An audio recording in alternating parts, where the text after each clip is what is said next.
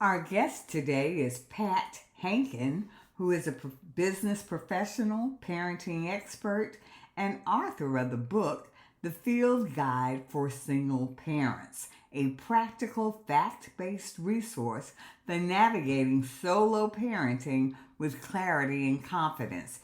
You can find more about Pat at her website, pathankin.com. That's PATHANKIN.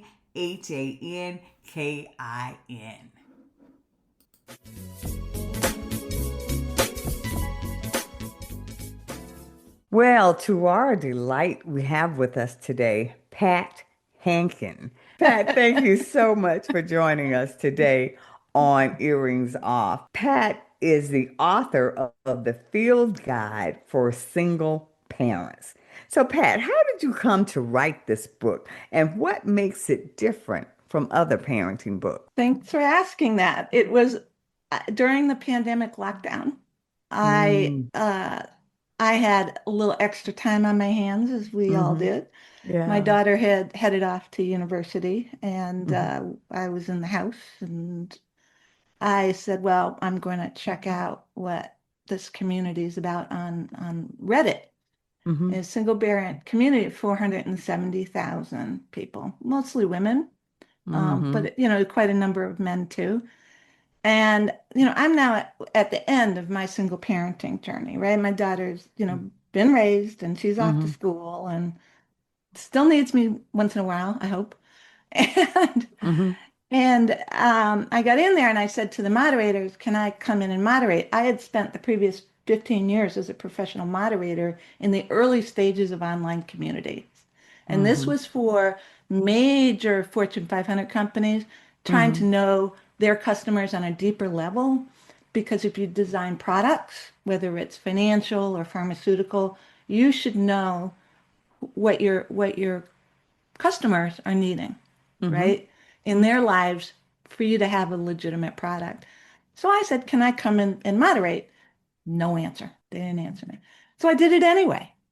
And my first job was keeping out the creeps Hmm. and the people soliciting for money. So Hmm. that's not what this was about. And then people would ask questions, and I like, I know the answer to that. I know the answer. So I'd go and I'd write a contribution. And then I did it again and I kept doing it. And this went on for 3 years. And I Wow. and I got a lot of very positive feedback that people did not have the information that I had. Um, I had a lot of information. One, my past career in working in management consulting, which is a fancy way of saying I helped companies solve problems. I Hmm. am a problem solver. I enjoy doing that. But one person said, where can I read a book about doing this single parenting thing? And, being the fact-based person I am, I went and did research. And unless you were divorcing a narcissist, there really wasn't anything out there. Wow. There Hmm. was no fact-based comprehensive guide. And so, me wanting to solve problems, I said, I'm going to write this. Still things are slow. I've got time. This now became a full-time passion. It took me 4 years to write the book.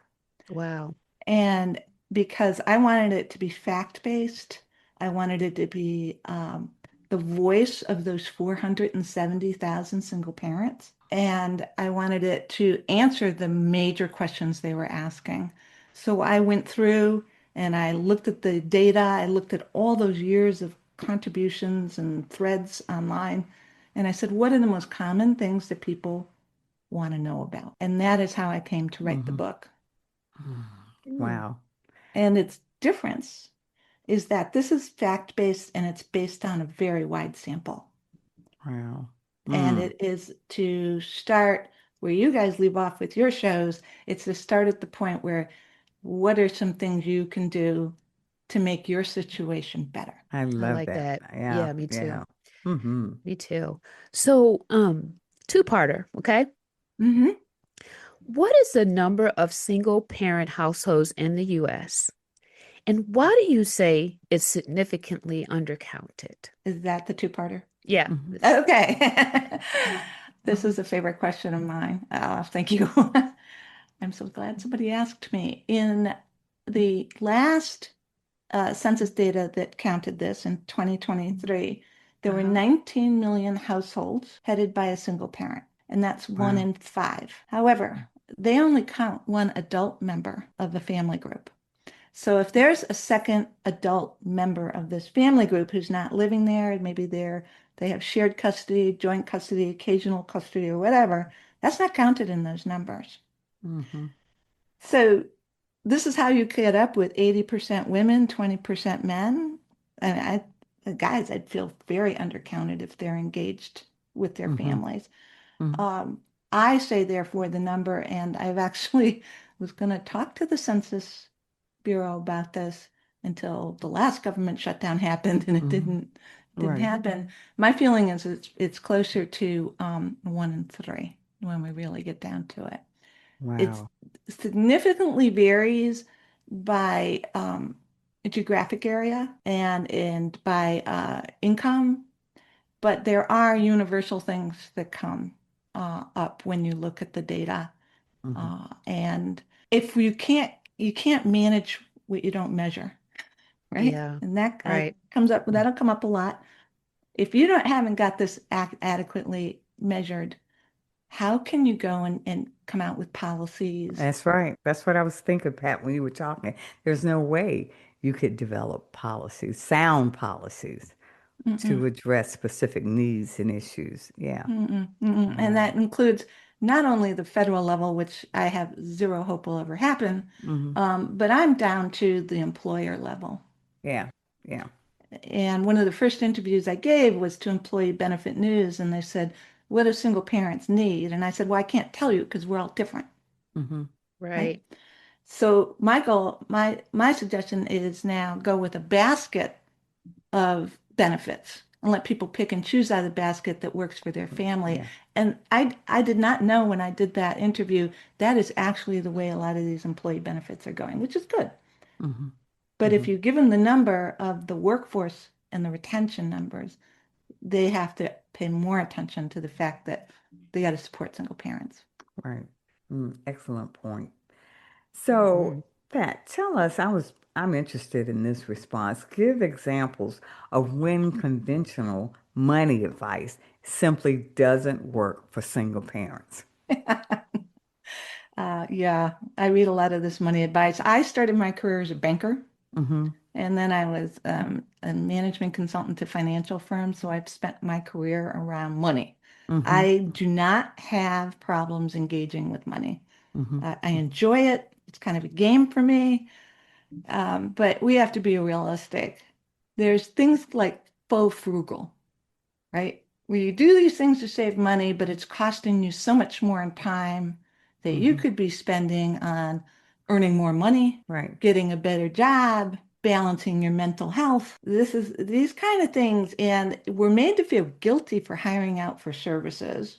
And in this book, I actually give you a formula to figure out what's the value of your time. And if you can go and hire out something, and I'll give you one story about my household. If you can hire it out on a cheaper rate than what you would bring in Mm-hmm. after all the costs to go work, then send it out. That's one. The most example is my daughter came home with pants to hem. I'm Mm-hmm. probably the last person that knows how to hem a pair of pants. And I'm trying to teach her how to do it. I also have neuropathy in my right hand from typing too much, right?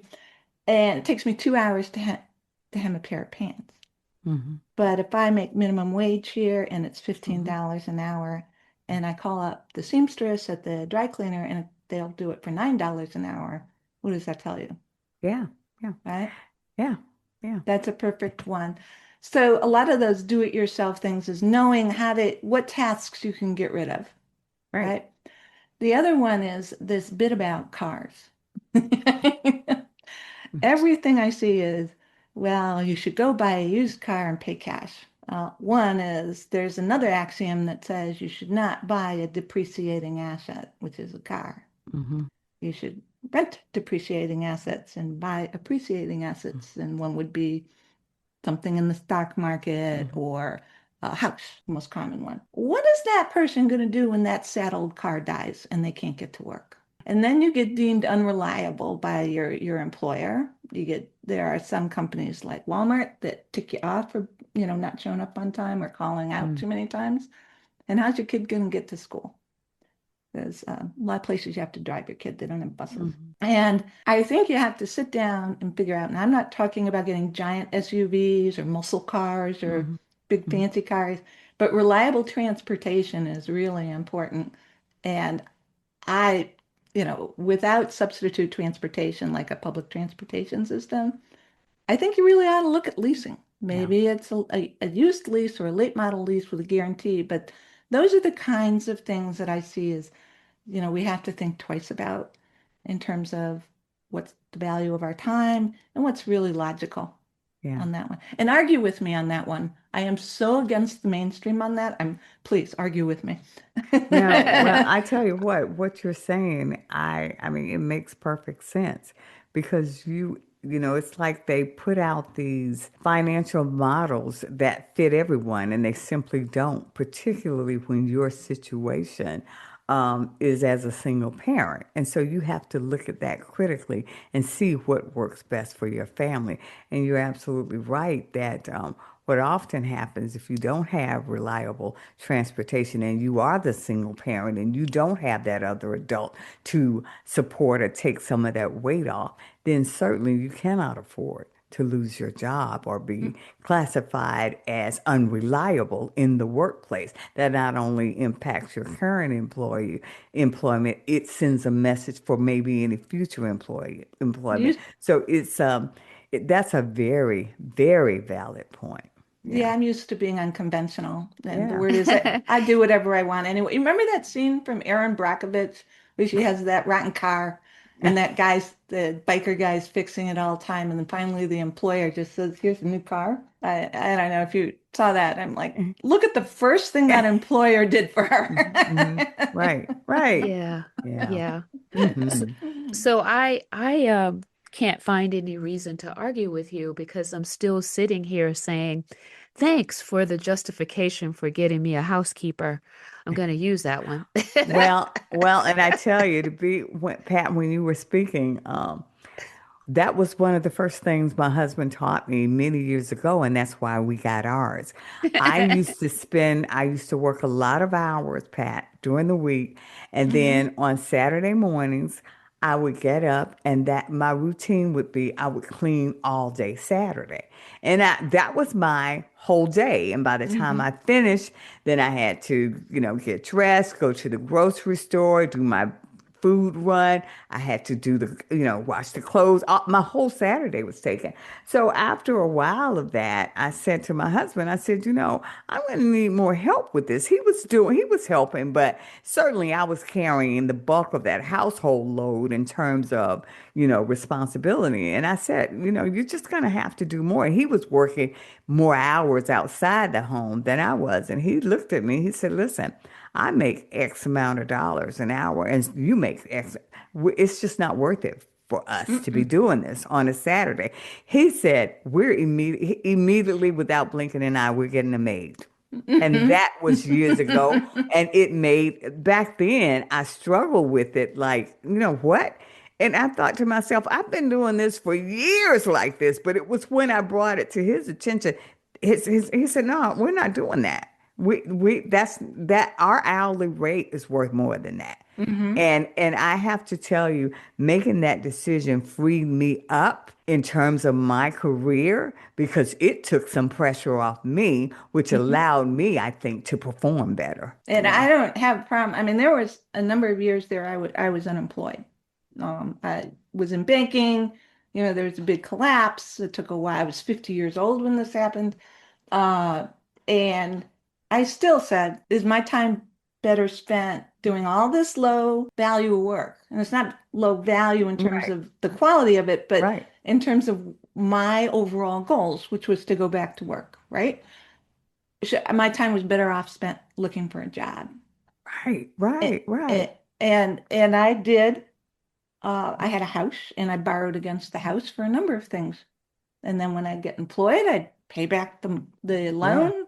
Right. You don't want it to become evergreen, Right. but you need a roof. You don't Yeah. want to let that go. Right. And Right. there are these things where people come out with these, just people don't listen to the internet. Hmm. Right, There right, are legitimate sources for this stuff. right. Talk to Lou and Teresa. Well, thanks for the plug, Pat. But even what you said about leasing a car, because many times people are made to feel like that's a bad decision. And, telling you you need to buy a car. But that makes good sense. What you referenced earlier about, you know what, that may be the best choice for you to get a reliable transportation where the onus is not on you in the event something breaks down and you're not paying taxes on and all of the other things that come with car ownership. Well, So, car ownership is just like home ownership. yeah. And people rarely talk about the time and expense it goes into maintaining it. And Oh, that should yeah. be considered when you're considering the cost. Yeah. And I Yeah. will tell you now, I drive a 15-year-old Subaru. We have to have Hmm. that car up here, Yeah. with the ice and the snow. Yeah. Yeah. And but my daughter doesn't live here. Now she doesn't drive at all. She's no license. Hmm. It's never made sense. One, we have public transportation here and insurance is through the roof. Right. Right. She wasn't particularly comfortable with it. And in New Orleans, where she lives now, they have public transportation, and it's cheaper for her to use Uber than to own and insure and maintain a car in New Orleans. Hmm. Wow. Wow. Yeah. Yeah. Yeah. And you So, apparently have taught her to be an independent thinker. So yes, I hope kudos to so. you. So my daughter's now a scientist. Oh, wow. Okay. Yeah. So the Yeah. book talks about how we got there. Yeah. She had a boatload of learning disabilities. Everybody in my family had them. I was prepared for it. And we worked through it. And some of these things don't come easily to her. Right. Right. Yeah. So you just have to never give up. Yeah. Wow. That's one of Mm, your other guests said that. I yeah. know. Yeah. Hey, Pat, so when you talk about creating a support system with less than the usual suspects, who are you talking about? So I don't have any family. My family tree looks like a palm tree. Oh, wow. Okay. Yeah. And most people lean on their family or their friends. That comes with a whole nother dynamic. I was talking to that friend in North Carolina and talked about how they had both grown up with a lot of family around, right? And I said, well, kudos to you. That didn't happen for me. and, Hmm. Right. and what I learned was that there are a lot of people in your life that can be not only a support, I mean, they may not come over and babysit, but Hmm. they can stand between you and your child a lot of times when your kids tuned you out. So And true. you don't have to be the opinionated expert on everything. I leave that to teachers. I leave that mostly to doctors or whoever hockey coaches. My daughter played ice hockey. Hmm. Um, but it's understanding that people who are in your life, an example I give is this fellow who was the parking attendant at a garage when I drive into work, which it was really expensive to drive into work here in Boston because the parking's $40 a day, Hmm. $60 a day. Oh, my goodness. So it had to be a rare occasion you drove in, and let's say I had to leave very suddenly. You get that call from school, come get your kid. Hmm. Uh-huh. So I was only 30 minutes away by car, but 90 minutes away on the transit system. It's kind of rickety here. Hmm. And I every day time I would go and tip this guy. And I didn't have a lot of cash flying around Hmm. either, right? Hmm. Right. This guy's hustle was so impressive. I had to tip him, right? Hmm. And we double deck the cars, here Hmm. when you park them. And if I came there early or whatever else, this guy always had my car parked front and center for a fast getaway. So Wow. that guy was in my tribe, Yeah. Yeah. right? Yeah. Every single service person, the plumber, the carpenter, the heating guy, I wrote nice letters, and on the invoice, I'd say, thank you for keeping me safe and sound. I got first on the list for a weather call or emergency call or something Oh, like my goodness, that. You gotta Pat. believe. Yeah. Cold water for your delivery guys, right? Who does that? Well, Hmm. they're not going to lose your package. or beat it up on the way in. Right. Right. So it's realizing these people are your support networks. And for babysitters who were wonderful for me, I used graduate students from the local university and the School of Education. So I don't like doing homework. I have very little patience. It would create a huge problem. And they were, my daughter loved doing homework with them. Yeah. Yeah. So Yeah. That is very smart. That do those very. do those sound different enough to y'all? Oh, yes, absolutely. I wouldn't have thought of any of them. Well, I actually used the graduate students for to help find sitters for my grandkids. So Oh, yeah, right. yeah, Yeah, did yeah. try, and you're right, they were the best. Yeah, Yes. Yeah. yeah. Did you like Mhm. doing quadratic equations? I don't Could not know. help with any of that. So I've been to school. You do it yourself, honey. yeah,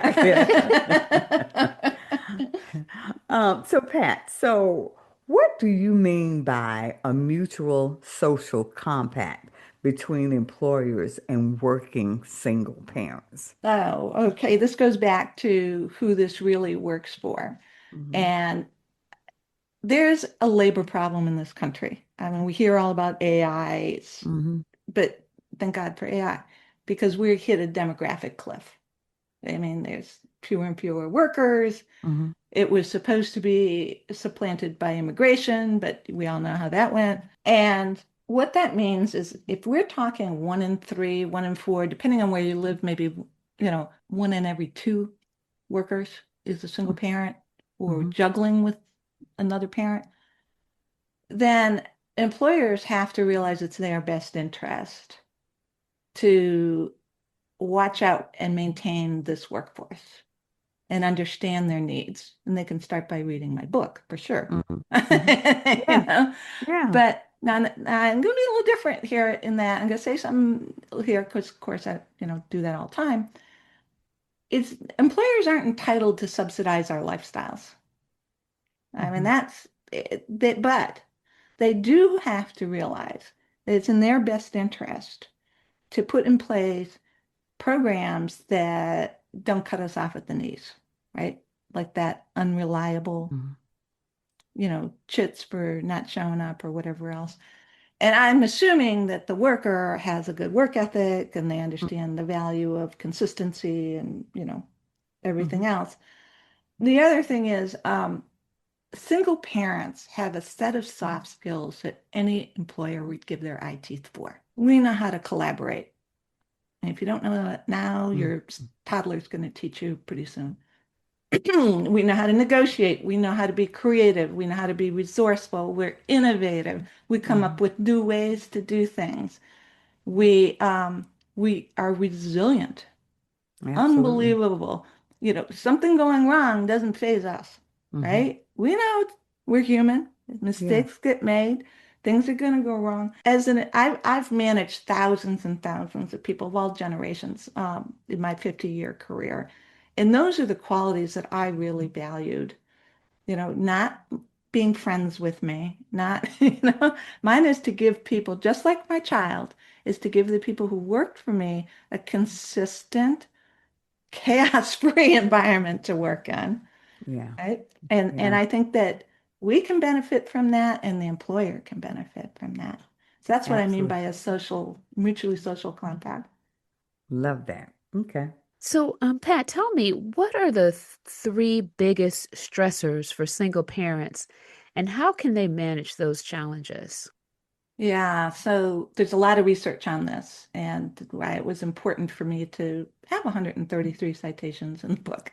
Um, the single parents suffer two global issues. One is internal vulnerability, how we feel about ourselves, right? And the external pressures that that we face every day.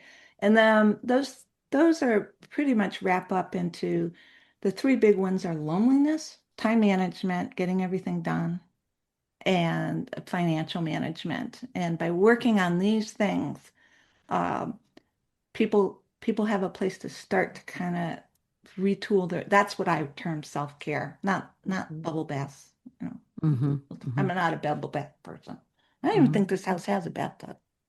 Anyway, So, we can get to those things. And the thing I found out in the community is the book's written for specifically for people who are, you know, anywhere from 25 to 45 years old on this one. And a lot of grandparents Mhm. reparenting their kids too. Oh yeah, yeah. Um, so what I suggested, the hardest thing that I read is people don't know where to start to solve a problem. Mm. And for each of those, um, the community is a big thing. And I talk a lot about finding the people who are going to accept you. Because people got a lot of judgment out there about single parents. Mhm. Mhm. They might not Yeah. think so, but they do. Yeah. And as far as the time management goes, the way to start is to do your time, is to do a time audit on yourself. Can't manage what you don't measure, right?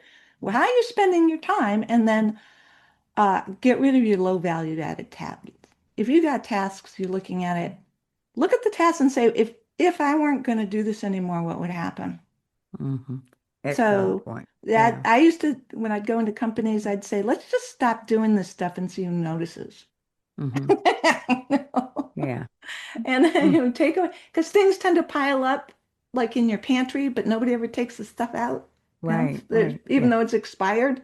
Right. So, Yeah. and so to be able to do that, secondly, is quit letting people off the hook in your life, and that Mhm. includes your kids.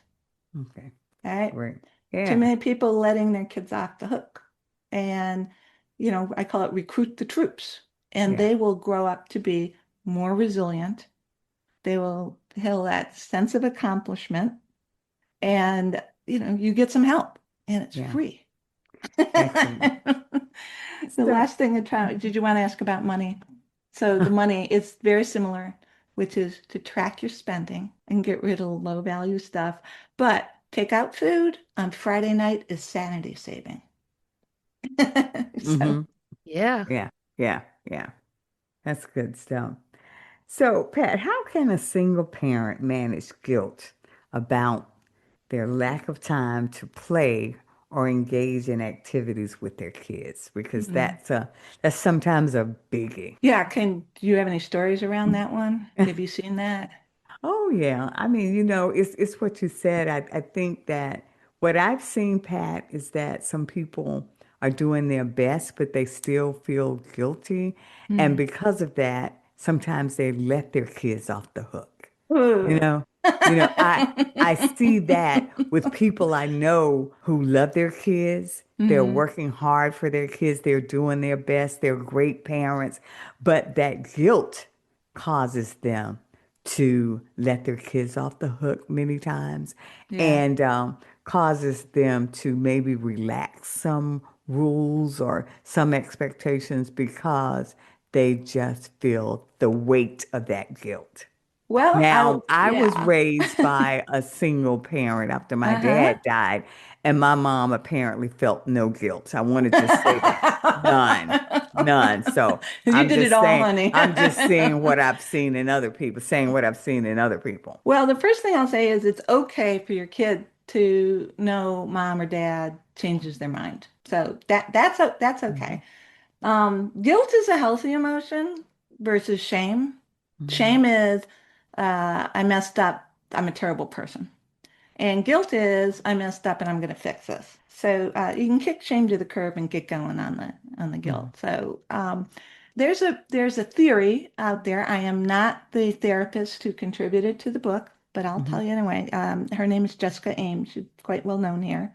Mhm. There's a theory called parent-child interaction theory that says you can fuel your kids and fuel your relationship in short 15-minute increments. And it's Really. kind of the quality, not the quantity sort of Mhm. thing. The other thing is it's okay to let your kids be bored. That's all right. Mhm. I was lucky enough, my daughter, there was none of the screen stuff, right? So Mhm. it didn't happen till she was well into, I think, college. But I do understand its draw. Mhm. Um, and being able to have quality time with them, and the big thing we talk about in this book is having fun. And it doesn't have to be a trip to Disney World. Mhm. That one's going Mhm. to break your bank. Right, right. And the two is I'm going to bet that your kids aren't going to remember anything that they did, Mm-hmm. except maybe the pictures or the Mm-hmm. movies. Right. And we talk about ways to do new and different and fun things, starting in your backyard and then slowly moving out. I mean, travel is takes kids out of their routine, which makes everybody upset. So you gotta just like building a muscle in the gym, you have to build your fun muscle. And doing them on shorter stints is sometimes just enough for everybody, and Oh, yeah. not and I ask people to abandon perfection. Good enough is good enough. They'll live, it'll build. Go easy on yourself, right? And know that you are enough. You are enough. I worked the whole time, with my daughter, and I don't think she feels abandoned by it. Mm-hmm. And I worked in a startup, which meant I brought the work home. Yeah. And after she went to bed, of course, I was a lot younger. I could stay up later. Yeah. But I heard you in your podcast about exhaustion being normalized, and I'm saying get rid of the stuff that's not adding value to your lives Yeah. Yeah. or taking you in the direction of the goal you set. Yeah. Yeah. Do you have goals that you set with Oh your yeah. Oh young? yeah. Oh Yeah, yeah. Still Yeah. all the time. yeah. Yeah. Oh yeah. Yeah. Yeah. But we also, Pat, try to listen to our own episodes and take it in Hmm. by not being so hard on ourselves or Beautiful. feeling like there's always something we've got to run to, Hmm. to Hmm. try to make sure that we stop and we pause and we be present, in the day. So this podcast has done much to reshape our thinking, even Well, reframe yeah. our thinking. Yeah, yeah. There's a book that I was 50 years old when I found it. So I had my whole life, career, child, everything, and I worked really hard, but I didn't work smart. And this I do not get any affiliates. This Mhm. guy, I've never met him. I watch him, but he wrote this thing called a bullet journal, and Oh somebody gave yeah. it. I'm writing that down. I never heard. Yeah. Teresa, you've heard of it? Yes. Okay. Hmm. So it's basically a blank notebook. Uh-huh. And somebody gave it to me, and I said, "Oh boy, yeah, another system I get to figure out." And then during lockdown, because I've been designing systems for workplaces, right? And I designed Mhm. systems for parenting, and I sat down, and it took me 5 minutes to figure it out. It's basically really, Teresa, tell it, what is life? Well, it's just I mean it's dots on a page. Yeah. And you use it however you want to use it, right? So Hmm. you can use it, you could actually journal on that page or you can doodle on the page. You do whatever it is that you want to do. That's my Hmm. understanding of bullet journal. Yeah, Wow. and the thing I want people to take away from this is that the point isn't to have this uh is to finish your to-do list, the diabolical to-do list. Yeah. The point is to have a list. And I Mm. would add to that knowing what you can accomplish in the day. And that bullet journal showed me most I can accomplish in a day is 5 things. And Hmm. that was like, oh, I'm making myself crazy thinking I can do 10 or 12 things. Right. Yeah. Huh? Yeah. So I Yeah. would say if you would say what's people can do around the time management thing, find your organizer. I mean, the Yeah. blank page of the dots might not work for you, Yeah. but there are millions of them out there, Oh right? yeah. Yeah. Well, Pat, Yeah. to your earlier point about trying to assess what brings value, one year for my New Year's resolution, my resolution was that I started with no. So when I got an invitation or someone asked me, my default was always no.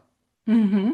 To start before I make plans, before I agree, I'm saying no in my head. And then I would do the assessment. If it brought value, then I could change that. And I have to tell you that year did much for me, just in terms of finding balance and being more at peace with myself because I just didn't overbook or overextend myself, which is the direction I was heading in. So, Mm-hmm. yeah, Mm-hmm. yeah. Being able to look at things and see is this really something that's bringing value, or is this something I'm doing simply out of habit, or because it's what I've been told should be done at this particular point in my life? So, Or you're afraid of disappointing someone. oh, Pat, that's the big one. That's the Mine. big one. I'm Yeah. afraid of disappointing my vet. What? I am. Why? Pray, pray tell, share more about that. You have pets? I don't. No. I Oh, grew up with pets. all right. Well, pets are a major time suck. Yeah, yeah, yeah, yeah, Oh, um, and vet says, yeah, cat's old, time to put it down. I'm like, no, I'm gonna fix this. yeah, yeah, yeah, yeah. Six I months get later, I'm still with the cat it. coming in there, and he's looking at me like, now? Yeah, I yeah, I said, get man, it. you're stressing me out. Yeah, yeah, I get it. I get it. I Some of us tell are you. just afraid of disappointing other people. And Oh for yeah. me, the other thing is I have toxic empathy, right? I'm like, I finally got a name for it. Yeah. Oh, I feel so bad for Toxic that empathy. person. Let me go fix their problem. Oh, oh my goodness. Yeah. So I got to learn to say no more. Mhm. So tell us, what is the reputation you're trying to reverse? Uh, there's if you go and Google single parent and then you go look at those images, Mm-hmm. yeah, we all look like that, right? Mm, I have okay. never done that. I'll have to do it. Yeah. It I can the, imagine though. I can imagine. yeah, Yeah. then there was that show Made or how they're all working like, they're all broken and then along comes Prince Charming on the Hallmark Channel and Yeah. yeah. Yeah. And the fact is we're like everyone else. We're a huge percentage of the population. We skew economically the same as the rest of the country. Um, it really is sad that this is not recognized as this is an engine of productivity. And I use those in the terms that they're meant to be. I was trained as an economist, so we understand about human potential and what that does to build up a market or an economy or a society. And we talked before about single parents, male and female, grandparents and first parents. These are people who just have to be creative to get this done and to raise their kids the best they are, to be fine members, upstanding members of society that contribute. I mean, if you look at the number of presidents we've had who had single parents. Mm-hmm. So there's something to be said about it's a disproportionate number of the presidents there are from single parents. And I think that should be the image, not these sad, broke women scrubbing the floor with a toothbrush. Mm-hmm. Yeah. Waiting on a man to rescue them. hmm Yeah. Yeah. hmm So Yeah. this is for you to feel good about who you are and what you're building. That Yeah. is the reputation reversal I want. Yeah. Hmm. And I think I'll start with Hallmark. Yeah. Yeah. Yeah. Yeah. Yeah. Hmm. Hmm. Okay. Well, Pat, thank you so much. This has not only been an educational conversation, it's been simply delightful. And thank you so much for sharing your knowledge with us here today on Earrings Off. Do you have any parting words for our audience today? Well, the parting words we've talked about. Can I quote to you from a 19th century essayist that's Oh, from yeah, my town? absolutely. Yeah. His name, I'm sure you've heard of him, is Ralph Waldo Emerson. Oh, mm-hmm. All right. And I walk down the street and like Louisa May Alcott's house is down the street and his house is down the street. That's the town I live in. And I came across this just last week and it says, finish every day and be done with it. You have done what you could. Mm. Some blunders, some absurdities, no doubt crept in. Forget them as soon as you can. Tomorrow is a new day, and you shall begin it well and serenely, and with too high a spirit to be cumbered by your old nonsense. I love that. Oh, I do too. There's our So man, appropriate. Hmm. Ralph Yeah. Waldo. Move I forward. I'm writing that one down because I'm gonna find that. Mhm. Thank you so much for sharing that. And how can our audience follow up with you, Pat? Well, there's a website, Hmm. pathankin.com.